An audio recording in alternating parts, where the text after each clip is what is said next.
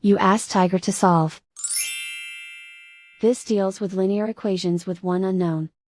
The final result is n equals 7. Let's solve it step by step. Simplify the expression. Expand the parentheses. Simplify the arithmetic. Group like terms. Multiply the coefficients. Group all in terms on the left side of the equation.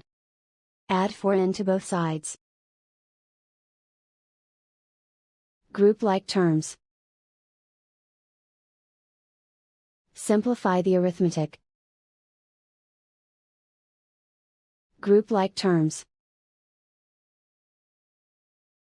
Simplify the arithmetic. Group all constants on the right side of the equation. Add 48 to both sides. Simplify the arithmetic.